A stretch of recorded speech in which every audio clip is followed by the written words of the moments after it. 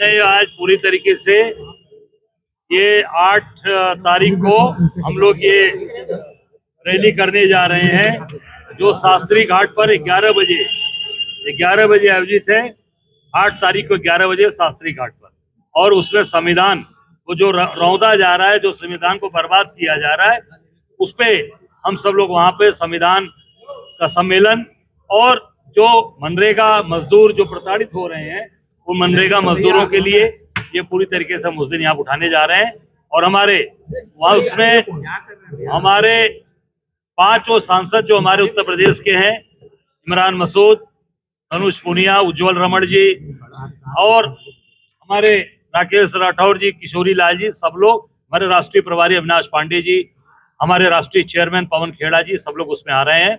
और पूरी तरीके से इस सरकार की जो गलत नीतियां हैं, गलत चीजें हैं, जो माँ गंगा के साथ, जो इस बनारस के साथ, और जो मणिकर्णिका घाट के साथ जो सारी चीजें की गई, इसको विस्तार से हम लोग उस दिन वहां रखेंगे। क्या लग रहा है SIR के मामले पर, मतलब भाजपा है, मतलब अखिलेश यादव कह रहे हैं कि अब बस झंडा लगाना बस बाकी रह गया चुनाव आयोग पर? देखिए, मैं इतना ही कहना चाहूंगा, चुनाव आयोग तो पूरी तरीके से इनके साथ मिला हुआ है। चुनाव आयोग पूरी मिलकर उसको भारतीय जनता पार्टी का एक पार्ट, मैंने पहले भी कहा था, फिर कह रहा हूँ कि पार्ट बनकर वो काम कर रहा है, और पूरी तरीके से इस देश के इस सिस्टम को, पूरे लोकतंत्र तरीके को, उसको पूरी तरीके से चुनाव आयोग समाप्त कर रहा है, उसकी हत्या कर रहा है। अमेरिका के मामले में क्या कहेंगे? अमेरिका के बारे में मैंने बताया कि जिस तरीके से अमेरिका के हाथ में पूरी तरीके से मोदी जी ने अपनी गुलामी लिख दी है, और पूरी तरीके से उनके सामने सरेंडर कर दिया है, चाहे वो वेनेजुएला से तेल लेने की बात हो, चाहे वो किसान अब अमेरिका के किसानों का सारा सामान हिंदुस्तान में बिकेगा। हिंदुस्तान के किसान कहाँ जाएंगे किसान? पूरे तरीके से सारी विदेशी सारी चीजें यहाँ किस मार्केट में बिकेंगी। अभी आप देखिए, बनारस में देखा, अब इतने बड़े बड़े अमरूद बिक रहे हैं। भले चिरई गांव का अमरूद बिकता था, प्रयागराज का बिकता था, वो मीठापन, इतने बड़े बड़े अमरूद खा रहे हैं लोग। सारे विदेशी फल, सारी चीजें, हमारा देश कहाँ जाएगा? हमारे देश के किसान कहाँ जाएंगे? पूरी तरीके से इस देश को गुलामी की तरफ ले जाकर कार्य करने का ये काम कर रही है सर। राहुल जी जैसे कहते हैं नरेंद्र सरेंडर हो जाए, तो क्या लगता है वही सरेंडर? मैंने कह दिया, बिल्कुल सरेंडर है। सरेंडर का सामने परिणाम आ रहा है कि पूरी तरीके से अमेरिका के सामने इन्होंने जाकर नतमस्तक हो गए। राहुल गांधी एक किताब चित्र कर रहा है संसद में बार-बार, तो क्या लगता है?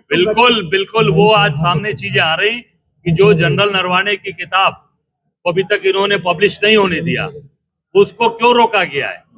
इस देश का जनरल, आर्मी का चीफ था जनरल, उनकी किताब को रोका जा रहा है। इसका मतलब कि वो देशभक्त, देश के लिए उन्होंने बात उठाई अपनी किताबों में, देशभक्त अगर सरकार अपने आप को बोलती है, तत्काल उनकी किताब का पब्लिश करावे, उसको तत्काल उसको देश के सामने लाए। और जो राहुल गांधी जी कह रहे हैं कि रक्षा मंत्री, प्रधानमंत्री की सारी पोल खुलेगी, और आदरणीय नेता राहुल गांधी जी को बोलने दिया जाए, हमारी मांग है।